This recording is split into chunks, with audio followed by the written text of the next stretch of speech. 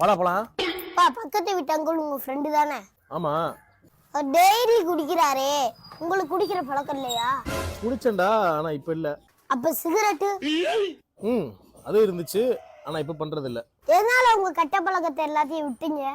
இல்ல, அதுதான் என் சந்தோஷம்னு ஒரு காலத்துல வாழ்ந்துகிட்டு இருந்தேன். அதுக்கப்புறம் உங்க அம்மா என் லைஃப்ல வந்தா, நீங்க வந்தீங்க.